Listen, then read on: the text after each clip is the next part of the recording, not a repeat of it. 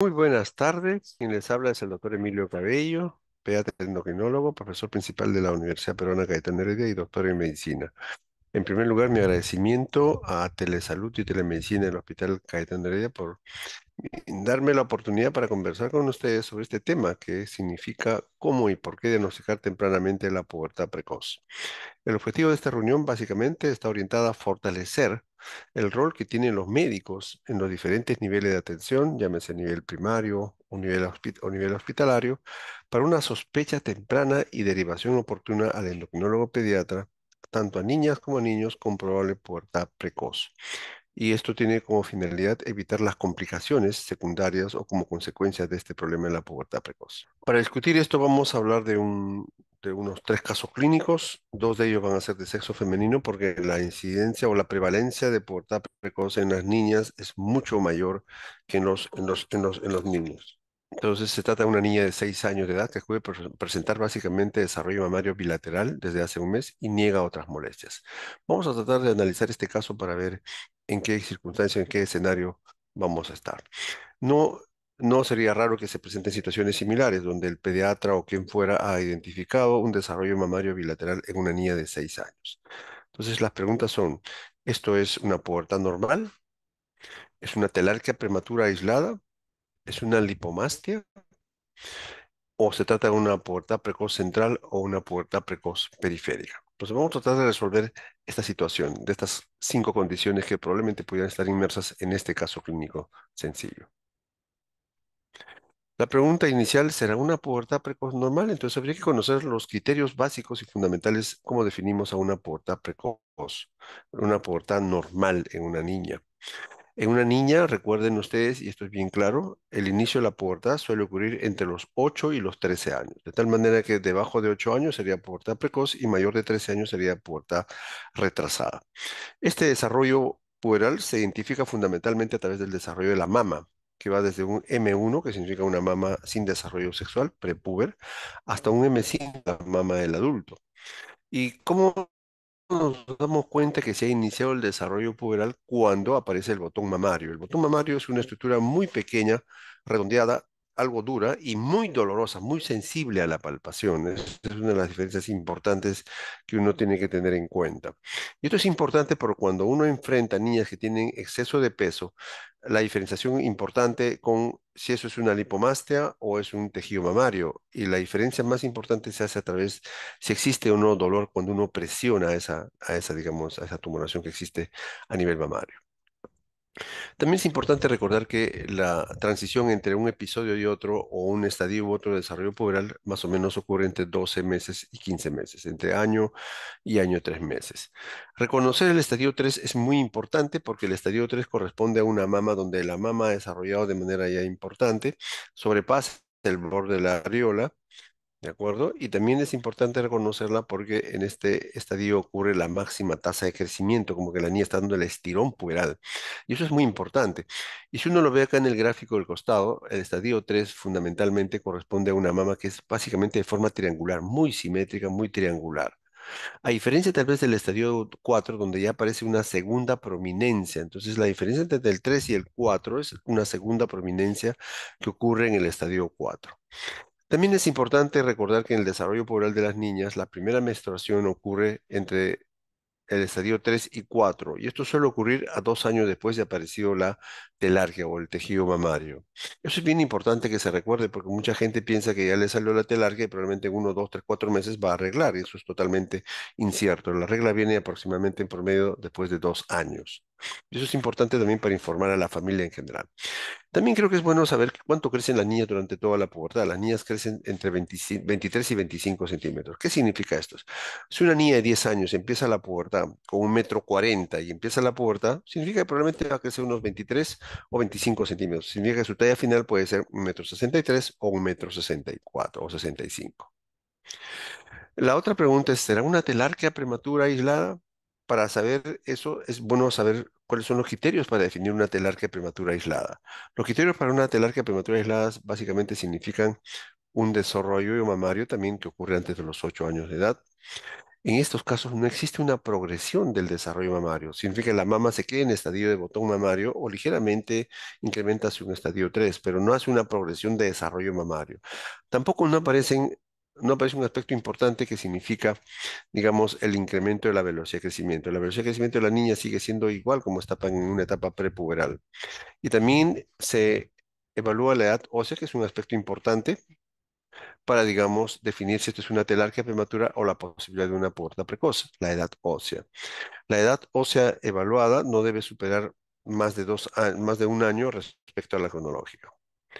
En general se considera que la telarquía prematura es una condición benigna y que se autolimita en el tiempo y que muchas veces solamente requiere un control de cada 3 o 6 meses. ¿De acuerdo? Esto suele regresionar entre 3 a 60 meses, por eso es bueno, es importante saber que hay que hacer un control periódico para ver cómo evoluciona esto. Y también es bueno recordar que un pequeño porcentaje, puede ir del 9 al 14% de estas telarquias prematuras pueden progresar a una pubertad precoz. Por eso creo que es muy importante el seguimiento, la observación de estas niñas que tienen telarquía aislada o hacen un desarrollo mamario antes de los 8 años de edad. La otra pregunta es, ¿este desarrollo mamario bilateral de la niña será una lipomastia? ¿Cuáles son las características de una lipomastia que diferencia de un desarrollo mamario? Primero, es recomendable que la evaluación se realice en una palpación minuciosa, pero en posición de cúbito dorsal. Es la mejor forma para poder, digamos, deslindar si esto es un tejido mamario o es lipomastia, o sea, un tejido adiposo. ¿Ya? Otra diferencia importante es que los pezones y la areola no muestran ninguna estimulación estrogénica en estos casos, en la lipomastia. Y lo más importante, creo yo, que es si existe o no dolor a la presión o a la palpación profunda. Cuando uno hace una palpación más o menos intensa de las mamas, el botón mamario duele o el tejido mamario suele doler de manera importante. Pero cuando uno palpa la lipomastia, no hay ningún tipo de sensibilidad ni dolor. Entonces yo creo que eso es bien importante y eso especialmente es necesario hacerlo en las niñas que tienen exceso de sobrepeso, donde las niñas pueden tener más lipomastia que un desarrollo mamario. Será una pubertad precoz en todo caso. Si no se trata de una pubertad normal o una telarquía aislada, será una pubertad precoz. Entonces, en estos casos, tendremos que diferenciar a qué denominamos pubertad precoz. Recuerden que pubertad precoz en las niñas significa el crecimiento mamario antes de los 8 años de edad. En estos casos, lo más importante que lo diferencia de la telarquía prematura es que existe una progresión en el desarrollo de la mama, y no solamente en el desarrollo de la mama, sino que también empiezan a aparecer otros caracteres sexuales secundarios, como el vello en el púbico, o también aparecen algunos cambios, otros cambios del desarrollo puberal, como el olor axilar o un flujo vaginal, ¿no? O un cambio de carácter de la niña, por ejemplo, son cosas que suelen acostumbrarse ver en las niñas cuando empiezan un desarrollo precoz. Y también existe un incremento de la velocidad de crecimiento. Ahora vamos a ver cómo es la velocidad de crecimiento de base y cómo se incrementa la velocidad de crecimiento. Hay un incremento en el ritmo de la velocidad de crecimiento. Asimismo, se incrementa también en la edad ósea. La edad ósea supera en un año respecto a la cronológica. En esos casos, pensamos que también esta niña puede estar haciendo una pubertad precoz. Ahora, hay dos tipos de pubertad. La pubertad precoz central, ¿no? Que ustedes lo ven acá, que fundamentalmente significa que el eje central, o sea, el hipotálamo, la hipófisis, la gónada se han estimulado, ¿no? Y en estos casos las niñas, el primer indicio que suelen tener es la aparición del botón mamario. Esto es bien importante. Una de las preguntas de la anamnesis tiene que preguntarse a la madre, señora, ¿y qué apareció primero en su desarrollo sexual? ¿El botón mamario o el vello púbico? Porque si primero aparece el botón mamario, es más probable que esto sea una pubertad precoz central. Y si primero aparece el vello púbico, como vemos en la pubertad precoz periférica, es más probable que sea más bien una pubertad precoz periférica. Entonces, a veces clínicamente uno puede establecer una diferencia entre pubertad precoz central y pubertad precoz periférica. Desde el punto de vista fisiopatológico, digamos, son totalmente distintos. La central significa una activación del eje hipotálamo hipófisis-gonadal, mientras que la pubertad precoz periférica significa una estimulación a nivel de ovarios, o sea, órganos periféricos, ya sean testículos o en caso de los varones, o las glándulas suprarrenales que también tienen producción de hormonas, digamos, sexuales. Ahora, este cuadro es muy importante para ver más o menos la frecuencia de pubertad precoz según sexo. Fíjense ustedes, en el lado izquierdo tienen a las mujercitas y acá en el lado derecho tienen a los varones. Si analizamos el lado de las mujeres, fíjense que el área más azul dice pubertad precoz central idiopática y eso significa más o menos el 80%. ¿De acuerdo? O 71% ponen acá, pero en general en la estadística puede significar de 80 a 90%. Y luego la pubertad precoz central puede ser orgánica, o sea, alguna tumoración, alguna malformación o algún proceso expansivo que está haciendo la pubertad precoz. Acá lo más importante es resaltar que el mayor porcentaje de las pubertades precoces centrales son de tipo idiopáticas. Un 20% pueden ser de tipo orgánico, o sea, asociadas a un tumor o algún proceso orgánico. Y fíjense ustedes ahora la diferencia entre pubertad precoz central versus pubertad precoz periférica. Mientras que más del 90% son pubertades centrales, solo el 9% son pubertad precoz periférica. Entonces, en conclusión, en las niñas, el mayor porcentaje de las pubertades son de tipo central y de las centrales el mayor porcentaje son pubertades idiopáticas. ¿Qué significa idiopáticas? No encontramos una causa orgánica, le tomas resonancia magnética o lo haces cualquier tipo de análisis y no encuentras una causa orgánica, pero un 20% pueden tener una causa orgánica. Respecto a los varones, fíjense ustedes en los varones, es algo interesante, acá es totalmente, el panorama es distinto. El porcentaje de pubertad precoz central puede ser también del 78%, pero fíjense algo muy interesante acá, es que el mayor porcentaje, el 78% de las pubertades en los varones, centrales en los varones, son de tipo orgánico. Y esto tiene una connotación importante porque significa que probablemente los varones, a todos los varones que tienen pubertad precoz central, debe realizarse una resonancia magnética. La distribución de pubertad precoz periférica es un poquito mayor respecto a las niñas, ¿no? Pero igual la proporción entre pubertad precoz central versus pubertad precoz periférica siempre siendo mayor la pubertad precoz central.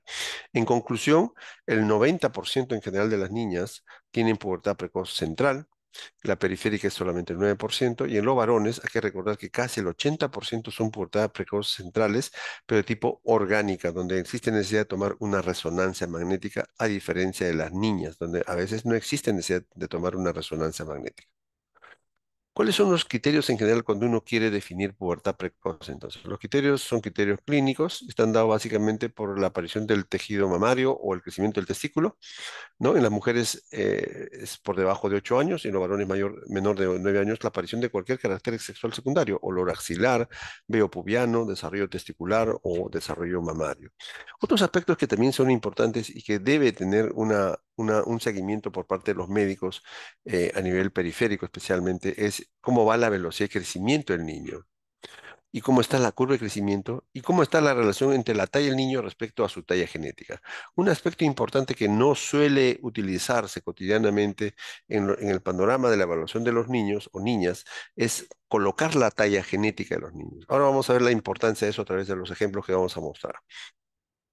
Otros criterios son los criterios radiológicos. El criterio radiológico más importante es una simple edad ósea que se desarrolla a través de una mano izquierda y cuando hay una diferencia mayor de un año respecto a la cronología, uno debe sospechar la posibilidad de una pubertad precoz, ya sea central o periférica. Los criterios clínicos, el test de GNRH es la prueba de oro. Sin embargo, en los últimos años se ha hablado mucho de una simple muestra basal de LH. Dependiendo del método, este puede estar mayor de 0,3 y se sospechar pubertad precoz o LH mayor de 0,6 cuando el método es IFMA, digamos, también da la sospecha altísima de una pubertad precoz central en este caso. El incremento de la curva de crecimiento es un aspecto que es importante hacer el seguimiento a través de cómo va creciendo el niño a lo largo del tiempo. Fíjense ustedes, si tienes un niño que está creciendo más o menos por el 10º 25 percentil y cambia bruscamente el 50 percentil. Este niño, antes de los 9 años, es un varón, este niño está creciendo rápidamente, tiene algún problema que lo está haciendo crecer rápidamente. Y acá están los puntos de corte más o menos de la velocidad de crecimiento, ¿no? Vamos a situarnos fundamentalmente en los niños que van entre los 4 y 10 años. ¿No? Porque es el periodo en el cual suelen más ocurrir estos problemas de la pubertad precoz. Entre los 4 y 10 años, fíjense, la velocidad de crecimiento es de 5 a 6 centímetros por año tanto para niñas como para varones. Y cuando empieza, hay un periodo peripuberal que es muy precoz, que baja un poquito la velocidad de crecimiento, pero fíjense en la pubertad lleva a un crecimiento de 7 hasta 12 centímetros por año. Entonces, es importante identificar este periodo de crecimiento rápido, ya sea por velocidad de crecimiento o por curva de crecimiento, para identificar precozmente a una niña o niño con pubertad precoz. Este es un estudio muy interesante es una parte que está publicado en la revista Médica Herediana, donde se evaluaron las características clínicas, bioquímicas y radiológicas de las niñas con pubertad precoz atendidas en el Hospital Cayetano Heredia. Y fíjense, esto demuestra cómo, fíjense, la talla de las niñas es dos desviaciones más, 2,16 desviaciones estándar más que la talla genética. Y este es un aspecto que a veces pasa desapercibido. El médico general o el médico pediatra que está haciendo un seguimiento de las niñas a lo largo del tiempo, si no grafica la talla de la niña respecto a la talla genética, nunca va a percatarse de este problema. Y muchos de los casos que pudieran sospecharse de pubertad precoz pudieran ser identificados simplemente a través de este simple hecho, como entender que una niña, ¿por qué está creciendo en el percentil 75 o 90 percentil si su talla genética está en el quinto o tercer percentil? Esa diferencia tiene que llamarles la atención y probablemente buscar lo mínimo una edad o una pubertad precoz. El incremento de la edad ósea, como decíamos, es un aspecto importante respecto a la edad cronológica. Esto se mide de una manera muy sencilla. Se aprovecha esta correlación que existe entre la radiografía, la radiología y la parte anatómica. Y muchas veces se pregunta por qué se toma de la mano, refiere a la mano, porque la mano tiene 31 núcleos de osificación, a diferencia de cualquier otra parte del cuerpo que no tiene tantos núcleos de osificación. Con solo ver la mano uno puede tener el panorama general de todo el cuerpo, ¿no? Y se hace a través de una simple radiografía de la mano izquierda. ¿Por qué mano izquierda? Porque el atlas de Greulich y Pyle, los investigadores utilizaron mano izquierda, no utilizaron mano derecha. Esto es importante porque cuando uno pide una orden de mano izquierda, el radiólogo dice, ¿cuál es tu mano dominante? Y la toma de la mano dominante. Puede haber alguna diferencia porque puede no ser comparativa al atlas. Entonces es importante tomar esto en cuenta y decir que es mano izquierda y punto.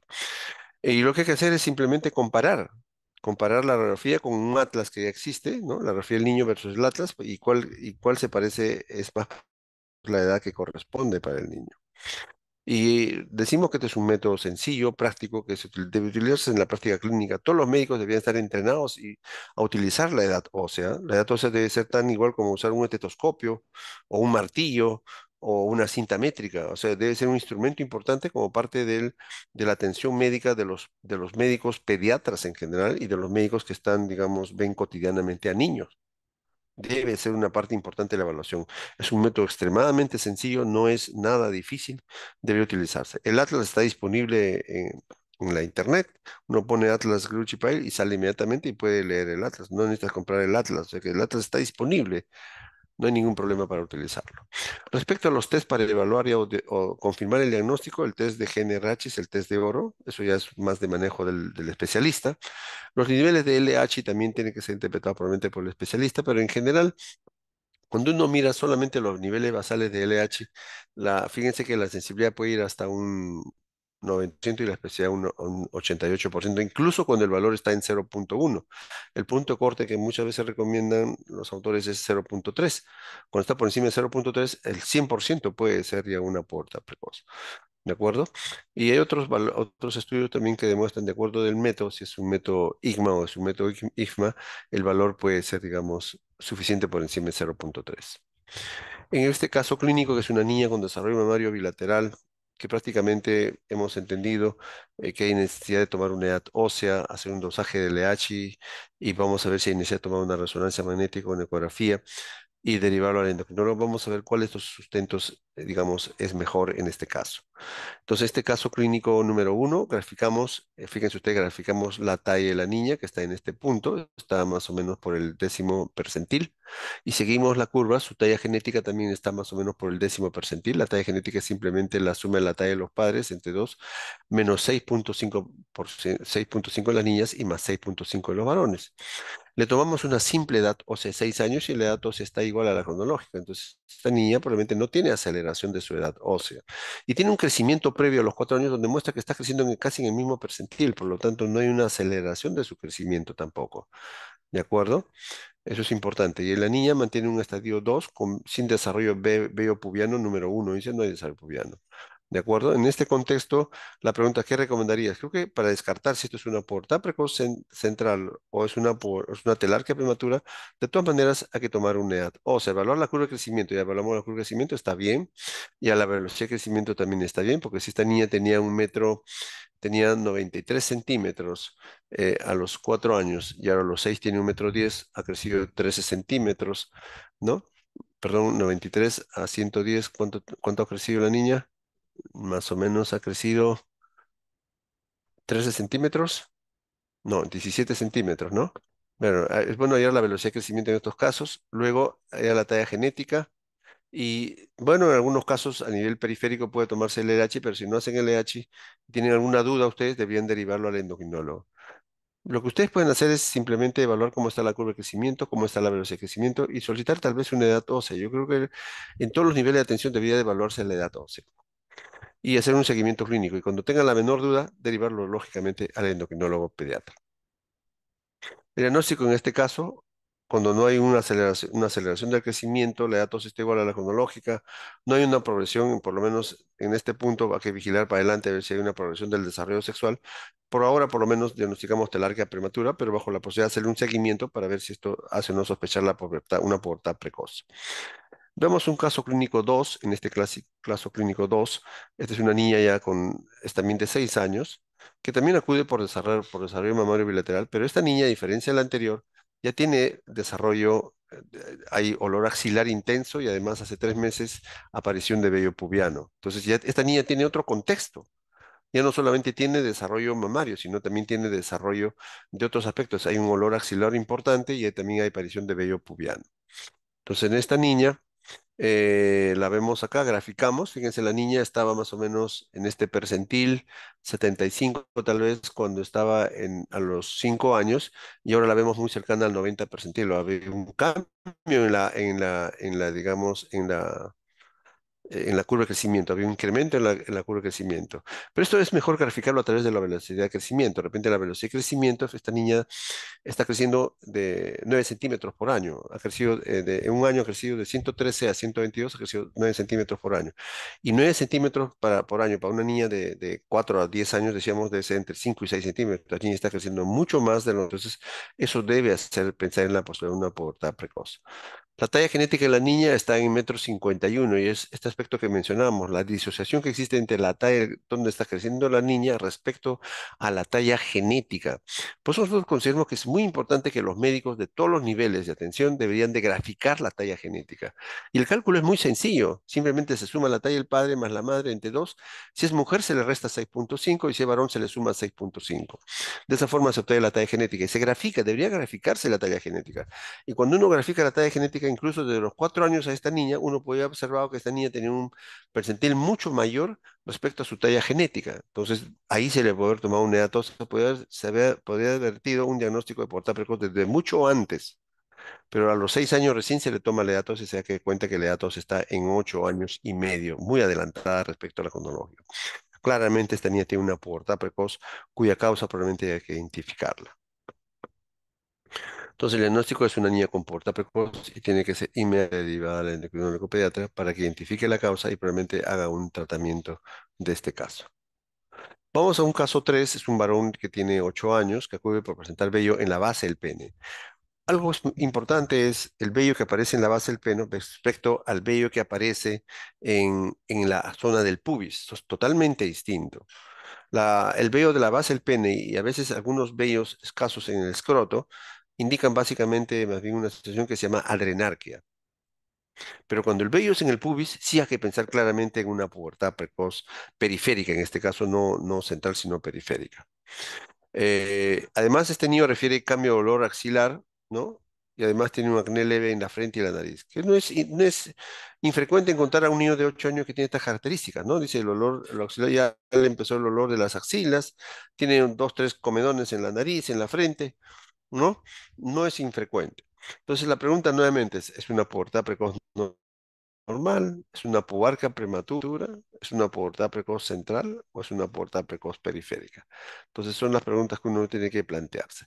¿Será una pubertad normal? Entonces para eso necesitamos conocer la pubertad normal de los niños. Primero que la pubertad normal de los niños empieza a partir de los 9 a 14 años. Y este niño está desarrollando a partir de los 8. Entonces, este niño estaría antes de los 9 años, pudiera ser una pubertad precoz, entre 9 y 14 años. En segundo lugar, el incremento del volumen testicular es el que define los estadios de Tanner en los niños. Y este estadio de Tanner puede ser del 1, G1, hasta el 5, que es el adulto. ¿De acuerdo? ¿Y cómo yo sé que el niño ha incrementado el volumen testicular? En forma práctica, si uno utiliza este instrumento que se llama el orquidómetro Prade, puedo identificarlo. Los dos, tres colores iniciales azules son 1, 2 y 3 mililitros. El 4 mililitros ya significa el niño en estadio 2, o sea, ya empezó la pubertad. 4, 5 y 6 significa el estadio 2. Luego el 8 y 10 significa el estadio 3.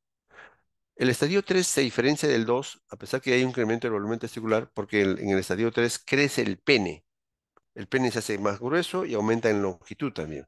Entonces, cuando uno observa a un niño, a un varón, que ya tiene el pene grande y grueso, significa que probablemente ese niño no está por debajo del estadio 3. Ya pasó el estadio 3, está pasando el estadio 3. ¿De acuerdo? Eso es importante.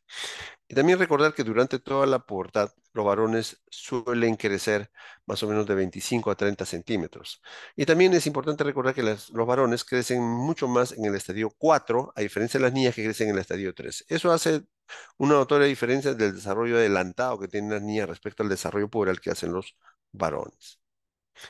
¿Se dará una adrenarquia prematura? Esta es una pregunta importantísima que tiene que resolverse y deben conocer los médicos en general este aspecto que se llama la adrenarquia prematura. ¿Y cómo cientificamos si es una adrenarquia prematura? Primero que la adrenarquia se presenta en ambos sexos, tanto en varones como en niños, ¿de acuerdo? En niñas y niños. Su presentación es clínicamente a través de una pubarca, aparece vello en el pubis. Esto es vello en el pubis, pero ese vello en el pubis muchas veces es un vello es un vello rizado escaso que está en los labios mayores de las niñas o en la base del pene o en el pene o en el escroto. Entonces, cuando ustedes ven a un niño o una niña que tiene vello en los labios mayores o tiene vello el varón en la base del pene o en el escroto, piensen más en esta posibilidad de energía prematura. Pero si ven vello en el pubis, como denominada pubarca, en ese caso sí piensen más bien en una pubertad precoz periférica. ¿De acuerdo? Estos chicos suelen acompañarse de cambios de olor axilar, un olor muy distinto, muy diferente, que suele llamar la atención, o la presencia de acné leve en algunas zonas de la cara. En estos casos de anergia prematura, al igual que la telarquia prematura, que es una condición también benigna autolimitada, no hay crecimiento mamario en las niñas y tampoco existe crecimiento del volumen testicular en los varones. Eso es bien importante. Entonces, el diagnóstico diferencial es clínico. Clínicamente, uno cuando piensa en la posibilidad de anergia prematura tiene que pensar si hay desarrollo mamario o si hay incremento del volumen testicular. Entonces, cuando usted ve a una niña que tiene menos de 8 años y ha aparecido vello en la zona de los labios mayores, piense más bien en una adenorquia prematura. ¿De acuerdo? Pero si el vello está en el pubis y tiene tejido mamario también, entonces piensen más bien en una pubertad precoz. Si es un varón que tiene solamente vello en la base del pene o en los escrotos, unos cuantos vellos sin crecimiento testicular, piensen más bien en una adrenarquia prematura. ¿De acuerdo? Entonces, acá no existe una estimulación central, sino más bien por eso no hay tejido mamario y no hay crecimiento testicular en los varones. ¿Y cuál sería la fisiopatología de esta adrenarquia prematura? Es el incremento de producción de andrógenos que vienen más fundamentalmente de origen suprarrenal. Y en este caso está metido la dihidroepiandrosterona sulfato, que es probablemente el elemento más importante que identifica esta situación.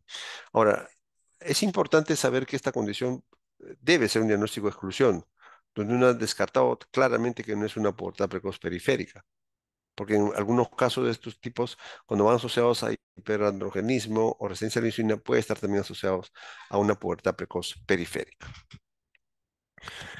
Y en el caso de los varones, ¿qué será una pubertad precoz central o una pubertad precoz en general? Recuerden que ahí el incremento de la pubertad significa el crecimiento testicular entre los 9 años.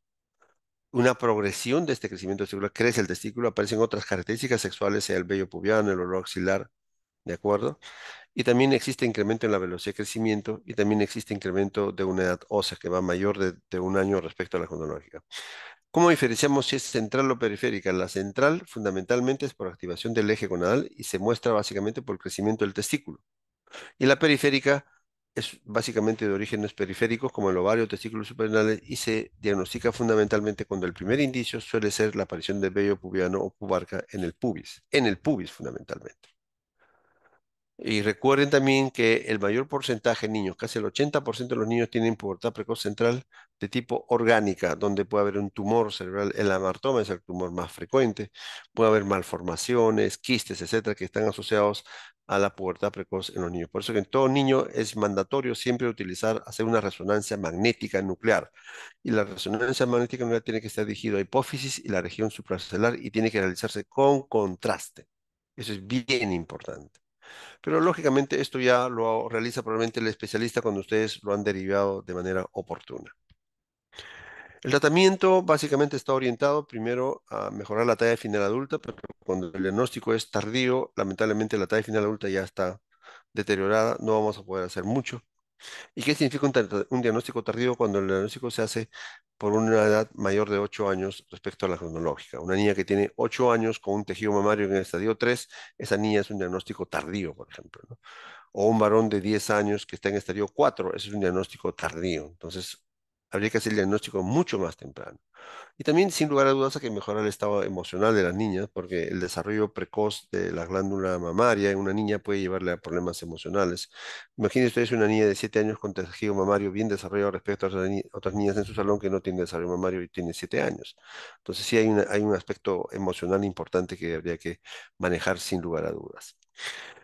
Ahora, ¿cómo estamos nosotros y qué podemos hacer? Lamentablemente, el diagnóstico, los estudios que se han hecho en nuestro medio demuestran que el diagnóstico es tardío. Lamentablemente es tardío, con una edad ósea que va más de 2 años respecto a la cronológica, ¿no? Y lo que se puede lograr sobre el tratamiento es muy pobre, porque el tratamiento ya no se logra un buen crecimiento, ¿de acuerdo? Entonces son los aspectos que uno tiene que tener en cuenta. También en estos estudios se ha encontrado un alto porcentaje de niñas que tienen sobrepeso y obesidad.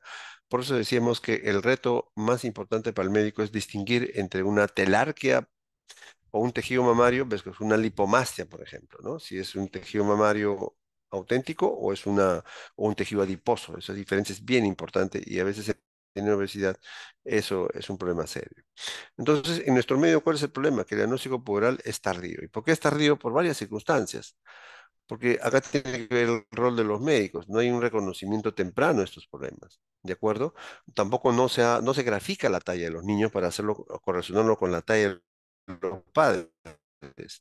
¿De acuerdo? Y tampoco se tiene conocimiento de estas dos variantes que son variantes importantes, conocer la telarquía prematura y la adenarquia prematura. ¿De acuerdo? Entonces, eso es bien importante y lamentablemente no se utiliza. Es que los médicos tampoco utilizan la edad ósea. Ven que el niño está creciendo mucho más grande que su talla genética y dicen, pero bueno, tu hijo va a ser más alto a diferencia de usted, y eso no es cierto. Ese niño de repente tiene una edad ósea avanzada y se va a quedar mucho más chico que los padres. ¿De acuerdo? Y también creo que es importante reconocer la utilidad de solamente una LH basal para diagnosticar pubertad, confirmar el diagnóstico de pubertad precoz y también reconocer la importancia del uso de estudio de imágenes, especialmente en los niños, en los varones. Es muy importante porque el 80% de estos niños pueden tener una causa orgánica, o sea, un tumor cerebral. Entonces, ¿y cuáles son las consecuencias de un diagnóstico tardío? Pues una talla baja final adulta, hay riesgos de mayores de comorbilidad, si es una causa orgánica, si es un tumor o lo que fuera, se incrementan los riesgos de comorbilidad y lógicamente los niños suelen tener muchos problemas emocionales relacionados a un desarrollo precoz. Hay que hacer todo lo contrario, hay que diagnosticar tempranamente, ¿no? Hay que conocer estas condiciones de telarquía y adenarquia prematura, hay que utilizar el LH cuando sea necesario, la edad ósea cuando sea necesario, ¿no? Y hay que, lógicamente, hacer una resonancia cuando sea necesario. Y esto probablemente va a redundar en una mejor talla final adulta, en un mejor problema emocional, menos riesgos, menos comorbilidades en los sujetos que son diagnosticados tempranamente. Conclusiones, es lamentable todavía decirlo que el diagnóstico de pubertad precoz en nuestro medio es tardío, y eso se debe fundamentalmente a lo que hemos mencionado, que no existe una identificación precoz de la telarquia o del decrecimiento del volumen testicular u otros aspectos del desarrollo puberal que pasan desapercibidos. Simplemente decimos, ya tranquila señora, su hijo ya eso va a desaparecer o va a va a estabilizarse y va a seguir bien la evolución. Hay que tener en cuenta mucho cuidado en esas cosas. Por lo tanto, requerimos que los médicos evalúen periódicamente el desarrollo puberal de los niños, no solamente los 6 7 años cuando va a empezar el desarrollo puberal, sino de los 2 3 4 5 años, está reevaluando al niño ya su desarrollo sexual. ¿De acuerdo? Hay que utilizar la edad ósea como instrumento importante en la valoración de la pubertad precoz, así como se utiliza el electroscopio, la edad ósea debe ser un instrumento importante en la práctica clínica y para, digamos, general del manejo de los niños. Todas las niñas que tienen alta sospecha y portada deben ser derivadas al endocrinólogo pediatra, y particularmente aquellos niños que tienen incremento de volumen testicular entre los 9 años, con mucha mayor razón deben ser derivados al endocrinólogo pediatra bajo el riesgo de tumores cerebrales. Muy bien, muchísimas gracias. Ahora sí quedo dispuesto a sus preguntas, comentarios y todo lo que ustedes deseen.